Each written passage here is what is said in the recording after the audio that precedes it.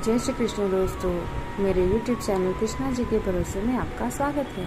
तो आज हम तीसरा पाठ यानी कि चंद्र घंटा, इनके बारे में हम जानेंगे। चंद्र घंटा माता जी जो माँ दुर्गा की तीसरी शक्ति का नाम है चंद्र घंटा। नवरात्र उपासना के तीसरे दिन ही इन्हीं के विग्रह का पूजन आराधना किया जाता है। इनका यह स्वरूप परम शांतिदायक है और कल्याणकारी है। इसके मस्तक में घंटे के आकार का चंद्र अर्धचंद्र, इसी कारण इस देवी को चंद्र घंटा कहते हैं।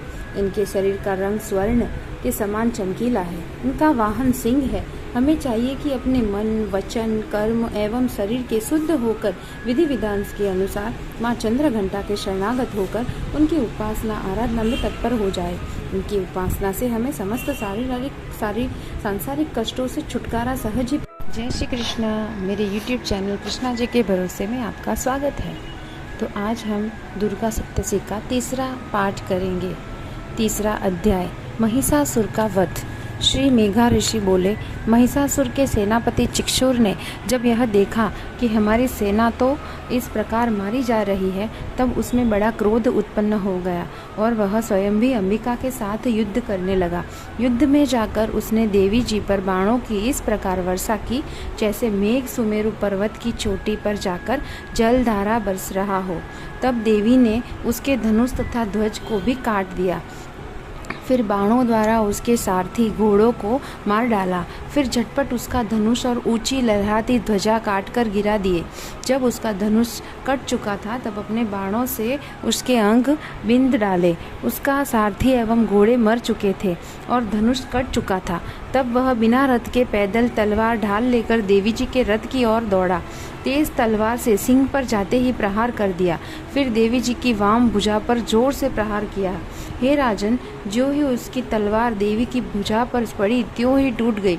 फिर असुर ने क्रोध से आंखें लाल लाल करके त्रिशूल पकड़ लिया। दुर्गा जी पर उस दैत्य त्रिशूल डाल दिया। वह त्रिशूल इस प्रकार चमकता जैसे कि आकाश में सूर्यमंडल गिर रहा हो। देवी जी ने अपनी ओर आते हुए त्रिशूल को देखकर उस पर अपना त्रिशूल चला दिया, जिससे वह त्रिशूल सैकड़ों टुकड़ों हो गया। साथ में उस चिक्षुर महादैत्य के प्राण निकल गए।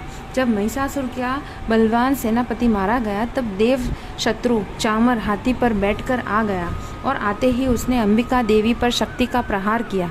श्री देवी जी ने हुंकार द्वारा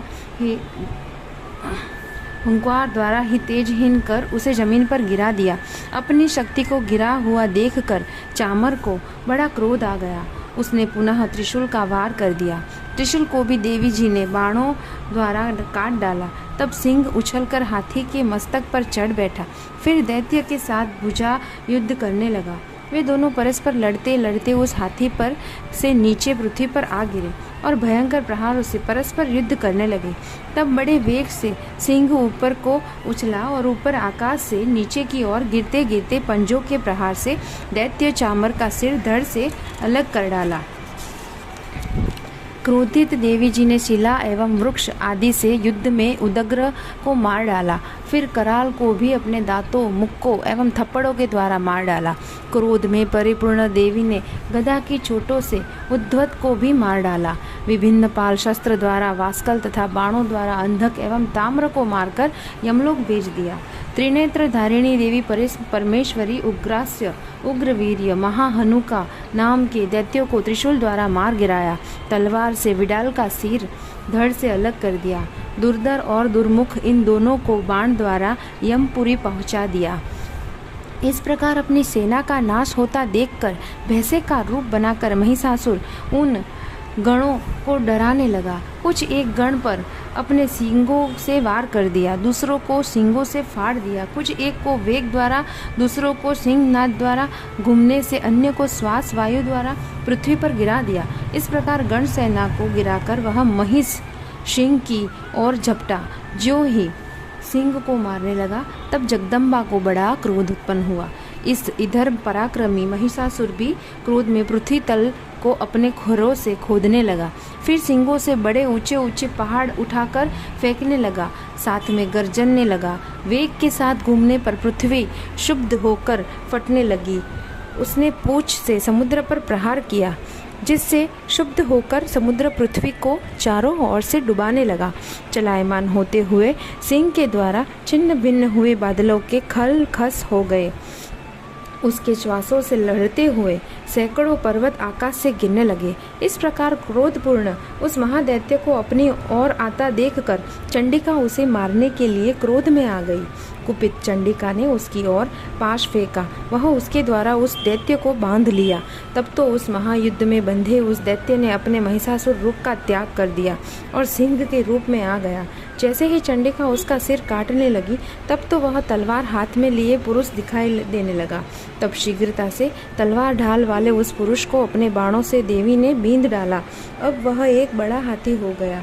अपनी सूंड से देवी के सींग को खींचा, फिर गर्जन करने लगा। उसके खींचते समय अपनी खड़ंग के द्वारा देवी ने अपनी सूंड को काट दिया। फिर वह महादैत्य भैंसे के रूप में आ गया और चर अचर जीवों को सताने लगा। जो जगतात्मा चंडिका क्रोध में आकर फिर उत्तम मधुपान करने लगी और लाल लाल नेत्र करके हंसने लगी। वह दैत्य भी बल पराक्रम के मद में उत्पन्न होकर गर्जन करने लगा और अपने सींगों से पहाड़ उठा उठा कर देवी की ओर फेंकने लगा। देवी जी ने भी अपने बाणों के प्रहार से उसके फेंके हुए पर्वतों को चूर चूर कर दिया।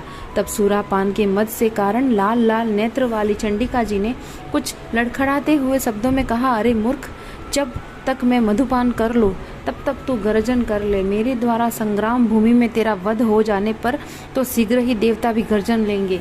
ऋषि बोले। इस प्रकार कहकर देवी जी छल कर उस महादैत्य पर चढ़ गई।